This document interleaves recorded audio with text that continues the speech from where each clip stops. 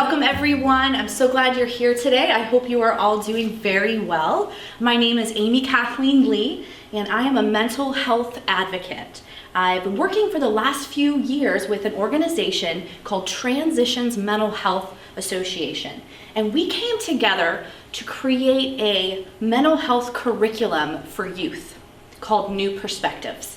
We're trying something a little new this year, and we're actually videoing the presentation, so just in case you're not learning in the classroom, you can view it via Zoom or another online platform. As I mentioned earlier, I'm a mental health advocate, which means I'm someone with what's called lived experience. I'm not a therapist or a doctor or a social worker, and I use my story for a reason. It's because I've lived my entire life with a brain disease called bipolar 2 disorder. Has anyone heard of bipolar disorder?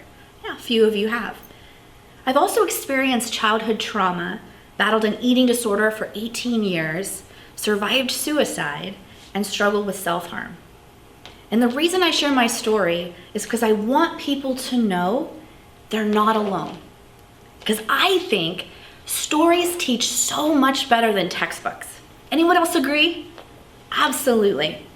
So that is why I'm here, to help people feel less alone in their struggles and also to get a new perspective on their mental health and that of the people that they love. All right, so this brings us to why we're here.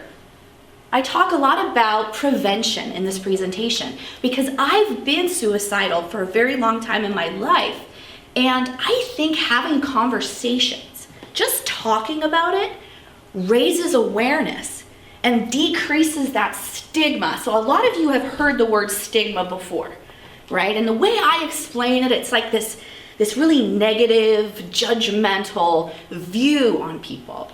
So as we talk about it, we start to realize that we actually all have mental health. And raising awareness is just those conversations and opening up to each other. I'm gonna give you some very unique resources today. All right, they're going to be specifically for teens because we've learned that you are more likely to talk to your friends than you are to talk to an adult.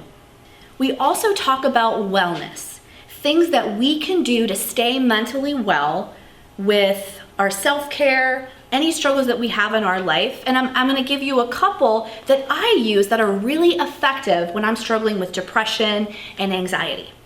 And lastly, connection.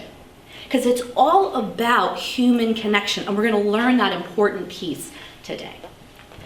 We don't always know what someone's really going through just by looking at them. So for example, you just looking at me right now, you might see the outside, but you can't really see what's going on under the surface.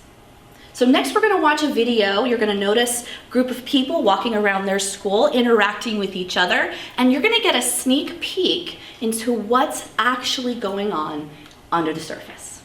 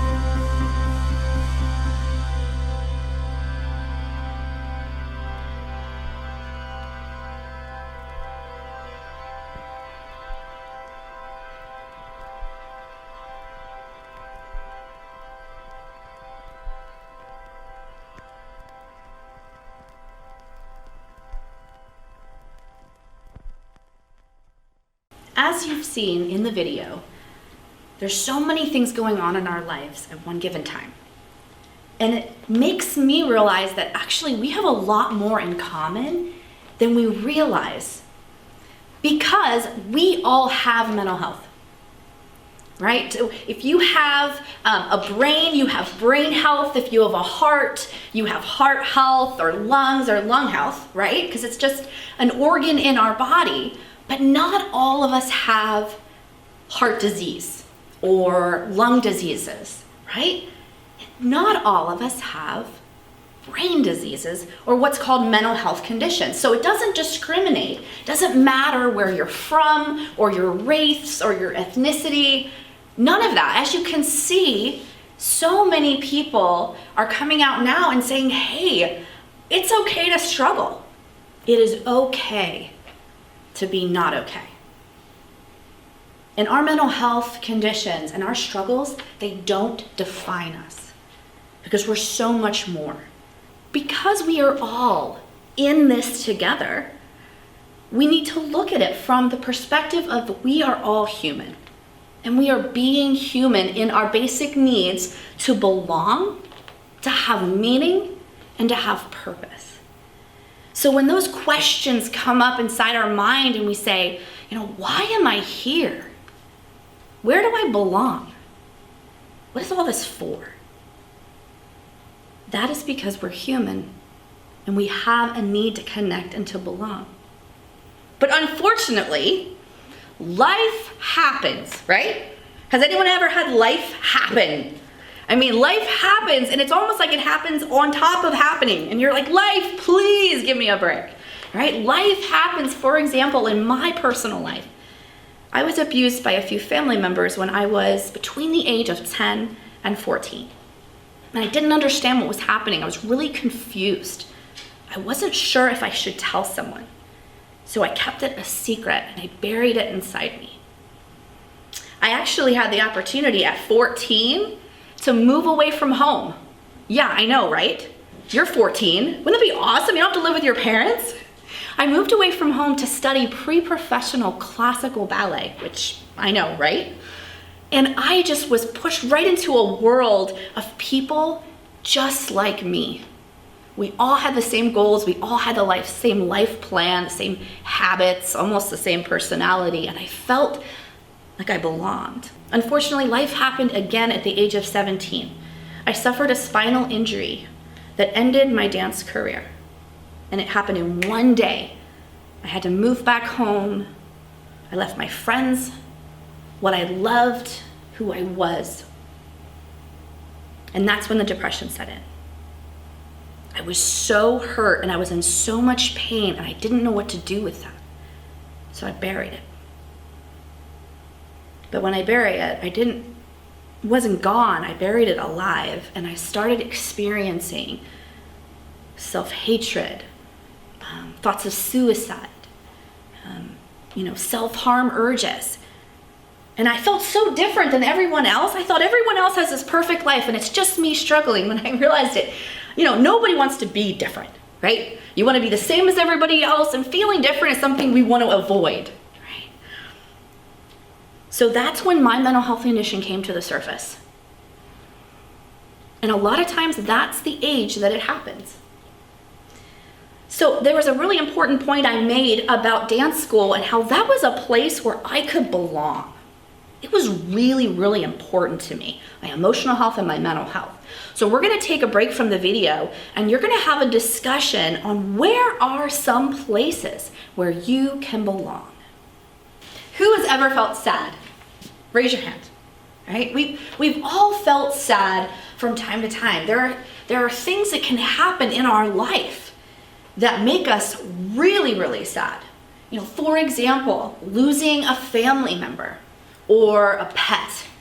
That can be really, really hard. Or bullying, you're experiencing that. There's a lot of situations that can come at us and they really, really wreck our world. But having depression is much more than just feeling sad. It is actually a mental health condition called major depressive disorder. And it's not a choice. The disease itself, it affects how you think, it affects how you feel, and your daily activities. All right, in this picture here, this is what's called an MRI scan. Has anyone ever had an MRI or an X-ray? Yeah, so it's a big picture of the inside of your body. So here is the picture of two brains. One brain has a whole bunch of light going on, right? That is what we call activity, processing information. The other brain is almost completely dark, right? So it's only working off a fraction of what the other brain can do, right? So for example, if I walk into this room, I've never been in here before, and it's completely black, would I most likely run into something? Yes, right? I'd probably knock over a chair, I'd have a bruise on my shin. But what if there were just a few nightlights in the corners? Now could I navigate this room? Yes. So what it's saying is that with depression, we bump into things. It's harder to get out of bed. It's harder to care about stuff, or maybe even remember that we have homework or what the teacher said. So depression, no, it's not a choice. Because believe me, no one wakes up in the morning and is like, you know what I'm gonna do today? I think I'm gonna be depressed. So we're gonna take a break from the video, and you're gonna get together in groups, and I want you to come up with 3 signs or symptoms of depression, right? 3 signs or symptoms, and a sign is something you can see on the outside. A symptom is something that's maybe going on inside them. All right, so I'm going to give you a few minutes to make your list, and I'll see you when we get back. So let's take a look at how you did. All right, here we go. This is not the whole list, but this is the most common. They've got sleep problems, low motivation. You might see their inability to concentrate. Maybe they're less interested in things. You've got anger, loneliness, low self-esteem, change in activity, thoughts of death, and drug use. So did we get a lot of those? Yeah, absolutely. Really good job coming up with that list. And now I want to ask you, have you ever felt anxious? Who has ever felt anxious? Raise your hand. Yeah, so almost everybody in this room. What are some of the things that make us really anxious? Right? It could be like taking a really big test, the history final when you really haven't been paying attention. Or maybe you got in trouble and you have to talk to your parents, right? Or presenting in front of the class, right? You have to stand up there and all your peers are looking at you. So that's a lot of anxiety, and it's sort of normal part of life. But the difference between that and an anxiety disorder is that an anxiety disorder, you don't need anything to be happening on the outside to feel anxious. And I think that's what's so confusing to people, is that they can't see it. Have you ever heard, what do you have to be anxious about? And you're thinking, could you tell that to the inside of my brain? That nothing's there, right? Anxiety disorders actually come from a very complex set of factors. It's not just one thing that actually creates that. So we're gonna watch a video, and you're gonna notice this young man is having a conversation with his friends at the lockers, and I want you to listen in to what his friends say to him and how he responds. Hey Ray, congrats on student council, man. Oh, thanks, man. Yo, Ray, what time's the game on Saturday?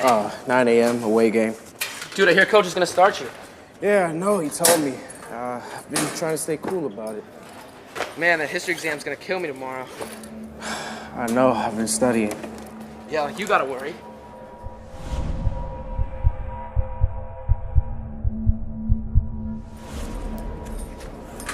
Yeah, right. Take my test from me, please. I'll let you, man. All right, man.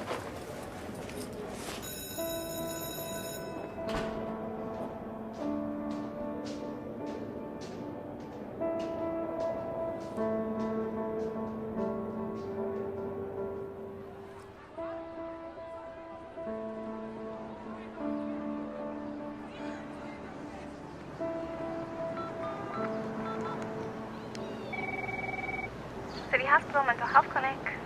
Hi, yeah, my name is Ray, and I'm a junior at Willis High. Hi, Ray. What's going on? I'm calling because I can't stop worrying about things that I don't need to worry about. I don't know, I felt weird and like something was wrong. I decided that I needed to speak to someone.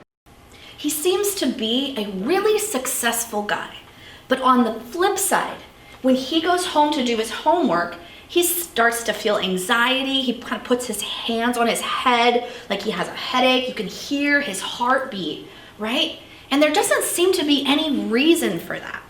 So he decides to pick up the phone and make a call, and he said something really interesting on the phone. He said, lately, I've been worrying about things that I don't need to worry about. I don't know, I felt like something was weird, like something was wrong. And I figured I needed to speak with someone. And that's exactly how we feel sometimes with anxiety. We feel like something's wrong and we're not sure what it is. Has anyone ever felt really scared or nervous, but there's nothing happening, right? And we can feel that with anxiety. So he did the right thing. He picked up the phone and he said, hey, you know what? I figured I needed to talk to somebody. And I know me, in my journey with mental health, I do get anxious and I start to feel it in my body. So has anyone ever had like chest pains or a headache? Sometimes people get stomach aches when they're anxious. So we actually experience a lot of our anxiety in our physical body. And I'm curious, what would that look like? What would our stress, our worries, our what people would call anxiety, what would that look like in our body? So we're gonna do an activity, and there are two ways to do this. You can either have a discussion where you talk about, what does it sound like for you, like what you hear or see, maybe, the things that you might experience as far as sweating or butterflies in your chest, right? Or you can do a drawing where you get together in groups and you might draw just an outline of a person. And you're gonna do an emotional x-ray. Well, what would that look like? Would there be waves at your feet because you feel like you're drowning? So get really creative, draw whatever you want, be really mindful of the things that your peers are sharing. And when you're all finished, we'll come back together. So we've talked about anxiety and depression and how oftentimes those symptoms and those signs overlap. So it's hard to tell if someone is struggling with depression or anxiety, but regardless, we do the best we can to cope. And there are things that people use that are more common than others. For example, addiction. We're going to talk about substance use and maybe why that is. We're going to address eating disorders and how those are used to cope. Another thing is suicidality. And lastly, self-harm. So let's start with suicidality. When I was my most suicidal, I had a full-time job, I had a husband and a daughter, and everything on the outside seemed great. But all I wanted to do was step off a curb. I was writing in my journal, my husband is going to be better off with another wife. My daughter is going to be better off with another mother. And the pain that I was experiencing was called emotional pain. And it was coming from my disease inside my head. And it wasn't that I wanted to die. It's that I wanted that pain to go away. And my brain, having a disease, was telling me that that was the solution. Do you know that suicide is the second leading cause of death in people aged 10 to 34? 10 years old. And it tells me that it's really important that we talk about what's going on. And I think the thing that helped me the most is when my friend said, Amy, are you okay? Lately I've noticed, do you want to talk? So again, emotional pain, it's hard to see it. You actually can't see it from the outside like you can other forms of pain, right? So if I walked into this room and I tripped over the door sill, which can happen often, and I break my ankle, would you be able to see my pain? Absolutely, right? I'd have a swollen ankle, I'd be crying for my mom, I would probably be limping, and that makes sense. You can see that injury. But what about the injuries that come from what people say to us or people do to us. And they land right here. We don't know what to do with that. That's when we start to do certain behaviors to cope. For me, when I had the most emotional pain, I actually struggled with something called self-harm. We've seen self-harm before, we talk about it, we hear about it, but why do people do it? It's not for attention. It's not attention seeking, it's help seeking. Self-harm is not a mental health condition. It is a behavior, a coping behavior that someone uses. So, for example, when I'm feeling my most maxed out emotionally, like when my grandmother died, and I hadn't experienced self-harm thoughts in 7 years. But when my grandmother died, I knew I was completely maxed out because I wanted to hurt myself. And I didn't really want to hurt myself, I just wanted the pain to go away. So self-harm, it's much more than what we might think, where we can actually see it on someone. It might be being really reckless or doing things on purpose to hopefully they'll hurt themselves. So we're gonna learn actually how to bring it up, how to talk to someone when you're noticing those things, because that's really, really important. So let's go into eating disorders. Eating disorders are actually a serious psychological disease. They are not a fad or a diet gone wrong, or maybe you've spent too much time on Instagram and you just really want to be thin. It's actually a lot more dangerous than that. For example, my eating disorder started in my late teen years. I had this voice inside my head that said, if you just stay thin, then you'll stay happy. And I believed it. I did everything I could to stay thin. I abused food, and it was pretty dangerous what I was doing. And I actually did that all the way up to the age of 24. When I was at work, I collapsed. And they sent me to the emergency room. They hooked me up to a bunch of sticky patches and tubes, and they tested my heart. And they said, "You almost had a heart attack. You are 24 years old. You need to either stop what you're doing or you're gonna die." Me? I thought I didn't have a problem. And that's what happens with eating disorders. It's why they're so dangerous, because the person that's sick doesn't think they're sick and they don't seek help. So with eating disorders, one of the reasons why they're so deadly is because the body actually suffers from what's called malnutrition. When someone's not eating and they're not drinking fluids, they get really dehydrated, and you can actually die from what they call organ failure. So eating disorders have one of the highest death rates of all mental health conditions. In fact, eating disorders, anorexia in particular, has the highest rate of suicide than all the mental health conditions. Every 62 minutes, someone dies from their eating disorder. One of the things that I'd like to mention is that there are certain communities of people that are at a higher risk of developing eating disorders. One in particular is the LGBTQ youth community. And there's a reason why they're at a higher risk. For example, they have more of a threat of bullying and harassment, maybe the lack of sense of community or belonging. There's a lot more discrimination. And with that, they have actually found, a national survey they did, a National Eating Disorder Association, found that 75% of LGBTQ youth have either been diagnosed or they suspect they have an eating disorder. That is huge, which tells me that it's even more important to reach out to people and check in with them and use compassion and empathy. Because remember, we're all human and we're all in this together. Okay, another thing that you're going to see with someone who might be experiencing a mental health condition that's not being treated is a substance use disorder, right? Oftentimes we turn to these things to numb our pain. And this is really interesting perspective. So back in the 70s, they did an experiment with rats.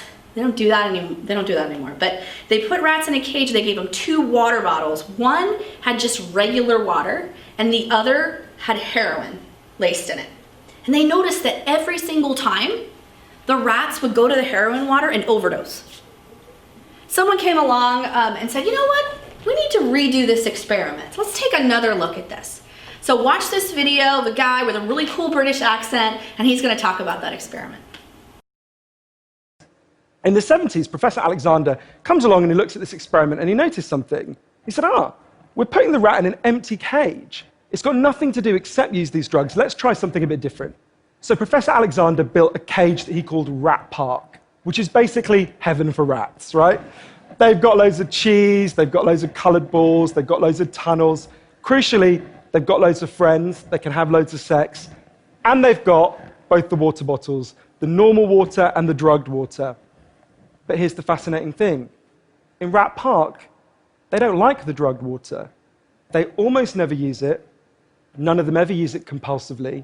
None of them ever overdose. You go from almost 100% overdose when they're isolated to 0% overdose when they have happy and connected lives. And as we saw in the video, they didn't need the drugged water when they were living happy and connected lives.